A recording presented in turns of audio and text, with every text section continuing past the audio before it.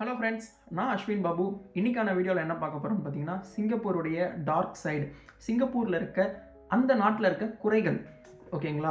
எவ்வளவோ நன்மைகள் சூப்பராக இருக்கும், அப்படி இருக்கும். ஸோ பில்டிங்ஸ்லாம் சூப்பராக இருக்கும், ரோட்வேஸ் க்ளீனாக இருக்கும், ரோடு எல்லாமே நீட் அண்ட் க்ளீனாக இருக்கும், ஸ்ட்ரிக்டாக ரூல்ஸ் இருக்கும். இது எல்லாமே நம்ம முன்னாடி பார்த்துருக்கோம். ஸோ எப்படி மலேசியாவிலேருந்து சிங்கப்பூர் ஃபஸ்ட்டு தனியாக வந்தது, ஸோ இந்த மாதிரியான டீட்டெயில்ஸ் எல்லாமே நம்ம லாஸ்ட் வீடியோவில் பார்த்தோம். இந்த வீடியோவில் வந்து சிங்கப்பூரில் இருக்க பிரச்சனைகள், ஸோ இங்கே வந்து மக்கள் எவ்வளோ எதுக்கு கஷ்டப்படுறாங்க அப்படின்றத இந்த வீடியோவில் பார்ப்போம். ஓகேங்களா? ஃபஸ்ட்டு சிங்கப்பூர் வந்து பார்த்திங்கன்னா, உண்மையை சொல்லணும்னா ரொம்பவே சேஃப் அண்ட் க்ளீனான சிட்டி தான். அதற்கு எந்த ஒரு மாற்று கருத்துமே கிடையாது.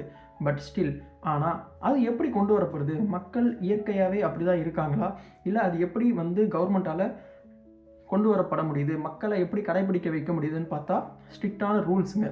ஸோ அங்கே இருக்க ரூல்ஸ் அண்ட் ஃபைன்ஸ்லாம் வந்து பார்த்திங்கன்னா ரொம்ப ஸ்கை ராக்கெட்டாக இருக்கும். ஸோ எடுத்ததுக்கெல்லாம் ரொம்பவே ஹெவியான ரூல்ஸ் அண்ட் ஃபைன்ஸ் இருக்கும்.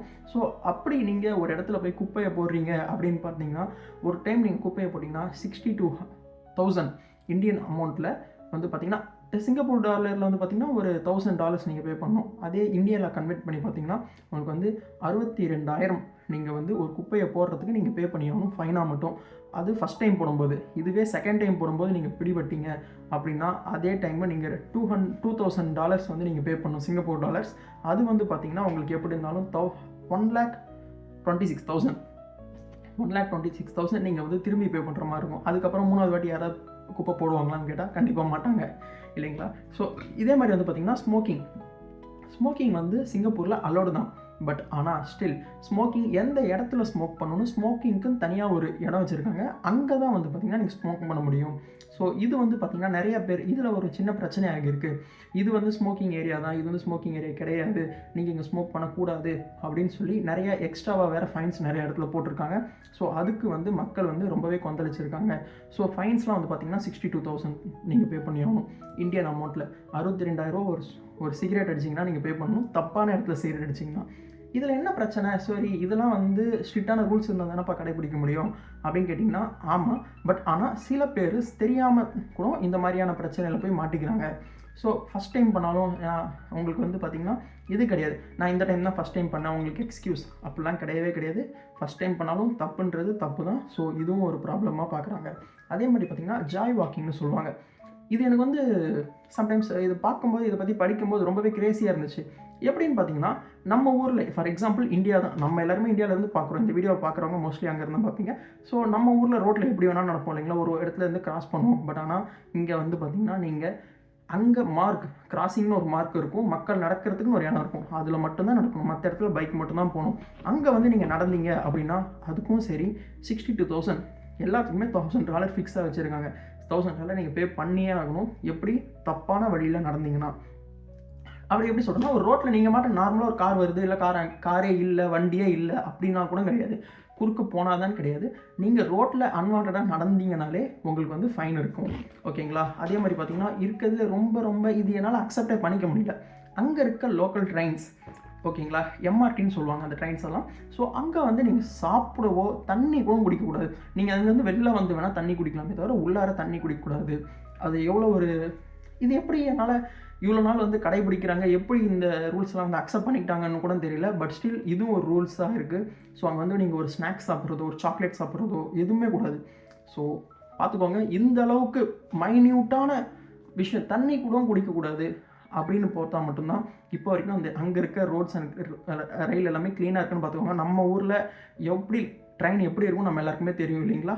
ஓகேங்களா? ஸோ அடுத்து வந்து பார்த்திங்கன்னா, இருக்கிறதுலே இந்த நாடு மட்டும் இல்லை, எல்லா நாடும் ஃபேஸ் பண்ணுற ஒரு மிகப்பெரிய ப்ராப்ளம் வந்து பார்த்திங்கன்னா சிவிங் கம்ஸ் இருக்குது, இல்லைங்களா? நம்ம ஊரில் பூமர் கம்மு, ஸோ இந்த மாதிரி நம்ம மென்னுட்டு துப்பிடுவோம். நிறைய பேருக்கு தெரிஞ்சிருக்கும், இல்லைங்களா? சிவிங்கம் இப்போலாம் நிறைய பேர் சிவிங்கம் யூஸ் பண்ணுறாங்களான்னு தெரியல. ஃபஸ்ட்டில் வந்து நம்ம ஊரில் வந்து பார்த்திங்கன்னா ₹1 ஒரு பூமர்னு ஒன்று கிடைக்கும், ரொம்பவே ஃபேமஸாக இருக்கும். ஸோ சென்ட்ரல் ஃப்ரெஷ்ஷு இந்த மாதிரி இது வந்து முழுங்க முடியாது, மென்னுட்டு துப்பிடணும். ஸோ இது வந்து எல்லா நாடுமே, முக்கால்வாசி எல்லா வெஸ்டர்ன் கண்ட்ரீஸுமே வந்து ஃபேஸ் பண்ணுற மிகப்பெரிய ப்ராப்ளமாக இருக்குது. எங்கே பார்த்தாலும் பப்ளிக் இடத்துல கம் இருக்கும். நீங்கள் ஒரு புது ஷூ போட்டாலும் சரி, நார்மலாக போனாலும் சரி, இடத்துல உட்கார போனீங்கனாலும் சரி, அங்கங்கே அவங்க வந்து சிவிங்கம் சீவ் பண்ணிவிட்டு அங்கங்கே பேஸ்ட் பண்ணிட்டு போயிடுவாங்க, இல்லை துப்பிட்டு போயிடுவாங்க. அது வந்து ரிமூவ் பண்ணுறது ரொம்பவே கஷ்டம். ஓகேங்களா? நார்மலாக ஒரு குப்பை அது மாதிரி இருந்தால் கூட நீங்கள் க்ளீன் பண்ணால் வந்துடும். ஆனால் இந்த கம்ஸ் எடுக்கவே முடியாது, ரொம்பவே கஷ்டம். ஒவ்வொரு வாட்டியும் ஃபார் எக்ஸாம்பிள் ஒரு ட்ரெயின்லேருந்து 1000 பேர் 2000 பேர் போனாங்கன்னா அதுலேருந்து குறைஞ்சது 1000 பேர் அந்த கம்ஸை யூஸ் பண்ணுறாங்க. ஓகேங்களா, கம்ஸை யூஸ் பண்ணி துப்புனாங்கன்னா அது எடுக்கவே முடியாது, ரொம்ப கஷ்டம். ஸோ அந்த மாதிரி நீங்கள் கம்ஸ் வந்து யூஸ் பண்ணீங்க அப்படின்னா ஃபஸ்ட்டு யூஸே பண்ண முடியாதுங்க. அங்கே இம்போர்ட்டே கிடையாது. நீங்கள் எங்கேயும் போனாலும் அந்த ஒரு பூமர் அந்த கம் வந்து நீங்கள் வாங்க முடிச்சுவீங்கமே கிடையாதுங்க. ஸோ அந்த மாதிரியான ரூல்ஸும் அங்கே இருக்குதுன்னு பார்த்துக்கோங்க. நீங்கள் இம்போர்ட்டும் பண்ண முடியாது, தெரியாமல் கூட அங்கே எடுத்துகிட்டு போக முடியாது. அதே மாதிரி இன்னொன்று முக்கியமான விஷயம், இங்கே வந்து இந்த மாதிரி டிக்டேட்டர்ஷிப்பான ஒரு கண்ட்ரியிலலாம் வந்து பார்த்திங்கன்னா என்ன பிரச்சனைனா வாய்ஸ் பண்ண முடியாது, ஒரு வாய்ஸ் ரைஸ் பண்ண முடியாது, நீங்கள் ஒரு பிரச்சனைக்கு குரல் கொடுக்க முடியாது. ஸோ ஃப்ரீடம் ஆஃப் ஸ்பீச் வந்து ரொம்பவே லிமிட் தாங்க, ரொம்பவே வந்து கான்ஷியஸாக இருப்பாங்க. ஈவன் மீடியாஸ்லுமே கூட பெரிய பெரிய ப்ராப்ளம்ஸை பற்றி நம்ம யாராலையும் பேசவும் முடியாது. ஸோ அதனாலேயோ என்னமோ அங்கேருந்து பெரிய பிரச்சனைகள், சிங்கப்பூர்னாலே ஒரு டார்க் சைடு நீங்கள் பெருசாக பார்க்கவே முடியாது. க்ளீனாக இல்லைன்னு சொல்ல முடியாது, ஊழல் இல்லைன்னு சொல்ல முடியாது, எதுவுமே சொல்ல முடியாது. ஏன்னா அங்கே மீடியா வந்து மீடியாவுடைய குரல் நசுக்கப்படுது, மீடியாவால் பெருசாக பேச முடியாது. ஏன் மக்களும் போராட்டன்ற இடத்துக்கு வழியே கிடையாது. ஒரு ரிலீஜியன் சார்ந்தோ, ஒரு மதம் சார்ந்தோ, ஒரு இனம் சார்ந்தோ நீங்கள் போராட்டத்துக்கு உள்ளே போகவே முடியாது. அப்படி போனீங்கன்னா நீங்கள் நாட்டை விட்டு வெளில மட்டும்தான் போயிருங்க, அது வேறு வழியே இல்லைன்னு பார்த்துக்கோங்க. ஸோ இது வந்து ஃப்ரீடம் ஆஃப் ஸ்பீச்சை வந்து எல்லோரும் எதனால் இது ஃப்ரீடம் ஆஃப் ஸ்பீச் அலோவ் பண்ணியிருப்பாங்க, பட் ஸ்டில் ஏன் பண்ணலை அப்படின்னா அது எல்லாருமே தப்பான வழியில் யூஸ் பண்ணுறாங்கன்றதுக்காக இதை ஃபுல்லாமே வந்து லிமிட் பண்ணியிருக்காங்க. ஸோ பெருசாக நீங்கள் எதையுமே வந்து வாய்ஸ் ரைஸ் பண்ண முடியாது. ஒரு அநீதிக்கு எதிராகவோ, ஒரு நன்மைக்கு எதிராகவோ, ஒரு தீமைக்கு எதிராகவோ உங்களால் வாய்ஸ் ரைஸ் பண்ண முடியாதுன்றது நல்லா தெரிஞ்சுக்கோங்க. அதே மாதிரி பார்த்திங்கன்னா மிட்டிகேட், இது வெளிநாட்டிலேருந்து வர மைக்ரேன் ஒர்க்கர்ஸ் வந்து நம்ம இந்தியாவிலேருந்து மட்டுமே ஒரு வருஷத்துக்கு 3,50,000 ஒர்க்கர்ஸ், நான் வந்து ஒரு ஹை ஸ்கில்டு ஜாபு அந்த மாதிரிலாம் சொல்கிறேன், வெறும் இந்த க்ளீனிங் ஒர்க்கு, ஸோ இந்த மாதிரி ஒரு செகண்ட் கிரேட் ஒர்க் பார்க்குறதுக்கு மட்டுமே நம்ம இந்தியாவிலேருந்து மட்டுமே 3,50,000 பேர் வெளியே போகிறாங்க. அது முக்கியமாக இதுக்கு சிங்கப்பூருக்கு மட்டுமே லட்சக்கணக்கில் மக்கள் போகிறாங்கன்னு தெரிஞ்சுக்கோங்க. அது நம்ம இந்தியாவிலேருந்து மட்டுமே. எதனால் இந்தியாவிலேருந்து போகிறாங்க? சரி, இந்தியாவிலேருந்து போகிறாங்கப்பா, அவங்க நல்லா ஏர்ன் பண்ணுறாங்களா அப்படின்னு பார்த்தா அதுவுமே கிடையாது. ரொம்பவுமே 20,000 30,000 சேலரிக்கு லாங் டைம் ஒர்க் பண்ணுவாங்க. அங்கே வந்து பார்த்திங்கன்னா இன்னொரு மிகப்பெரிய பிரச்சனை, யூனியன்னு ஒன்று ஃபார்ம் பண்ணவே கூடாது. அதே மாதிரி பார்த்திங்கன்னா நம்ம ஊரில் கூட வந்து பார்த்திங்கன்னா இந்தியாவில் இவ்வளோ பெரிய கண்ட்ரியில் கூட பார்த்திங்கன்னா உங்களுக்கு வந்து இந்த சேலரி கொடுத்தே ஆகணும், இந்த ஒர்க்கர்ஸுக்கு இந்த சேலரின்றது ஸ்ட்ரிக்டாக கொடுத்தாங்கன்னா அது கீழே கொடுக்கக்கூடாது ரூல் இருக்குது. அது ஃபாலோ பண்ணுறது இல்லை, அது வேறு விஷயம். அது வந்து நம்மளால் இங்கே வாய்ஸ் ரைஸ் பண்ண முடியாது. பட் ஸ்டில் ரூல்னு ஒரு பேருக்காச்சும் இருக்குது. பட் ஆனால் அங்கே அப்படி கிடையாது. ஒரு பெரிய முதலாளியோ பெரிய பிஸ்னஸ் ஓனர்ஸ் யாராக இருந்தாலுமே சரி, அவங்க எவ்வளோ தான் அவங்களுடைய லேபருக்கு கம்மியான சம்பளம் கொடுத்தாலும் அவங்களால வாய்ஸ் ரைஸ் பண்ண முடியாது. வேலை பர்மிட்னு போட்டு உள்ளே போயிட்டாங்கன்னா அவங்க அதை பண்ணி தான் ஆகணும். யோசிச்சு பாருங்கள், பார்க்க சூப்பராக அட்ராக்டிவாக உலக பணக்காரர்கள், முக்கால்வாசி பணக்காரங்க சொந்தமாக இருக்கிற ஒரு நாட்டில் இந்த மாதிரி ரொம்பவும் கஷ்டப்படுறவங்களும் வேலை செஞ்சுட்டு தான் இருக்காங்கன்றதை நல்லா தெரிஞ்சுக்கோங்க. ஈவன் அங்கே வந்து பார்த்திங்கன்னா உங்களை துன்புறுத்தினா கூட அங்கே வந்து பெருசாக வாய்ஸ் ரைஸ் பண்ண முடியாது உங்களுடைய முதலாளிக்கு எதிராக, அப்படின்றத நல்லா தெரிஞ்சுக்கோங்க. அதே மாதிரி வந்து பார்த்திங்கன்னா இங்கே வந்து எந்த நாட்டிலேருந்து சிங்கப்பூருக்கு நிறைய தொழிலாளிகள் போகிறாங்க, அந்த தொழிலாளிகள்லாம் பார்த்திங்கன்னா அந்த ஷிப்யார்ட்ஸ்லாம் ஒர்க் பண்ணுவாங்க. ஷிப்யார்ட்ஸ்லாம் அங்கே ஷிப்ஸ்லாம் வந்து ரொம்பவே ஃபேமஸ். அங்கே வந்து பார்த்திங்கன்னா மோஸ்ட்லி அங்கே பார்ட்டி பண்ணுறதே வந்து பார்த்திங்கன்னா கடலுக்கு நடுவில் போய் தான் பார்ட்டி பண்ணுவாங்க. ஏன்னா அது சிங்கப்பூர் பார்த்தாலே தெரியும், சுற்றி வந்து பெருசாக அது ஒரு ஐலாண்ட் அது, ஓகேங்களா. அது சுற்றி வந்து பார்த்திங்கன்னா ஃபுல்லாக தண்ணியாக இருக்கும், கடல் தான் அது. ஸோ அங்கோடைய பார்ட்டியோடைய டைப்பே வந்து பார்த்திங்கன்னா போய் நடுக்கடலில் போய் ஷிப்பை ட்ராப் பண்ணிவிட்டு அங்கேருந்து சூப்பராக என்ஜாய் பண்ணுவாங்க. இந்த மாதிரி தான் இருக்கும். ஸோ அங்கே வந்து ஷிப்புக்கு வந்து ரொம்பவே இம்பார்ட்டன்ட் தராங்க. ஸோ அதில் ஷிப்யார்ட் பர்மிட்னு ஒரு தனி பர்மிட்டே இருக்குது.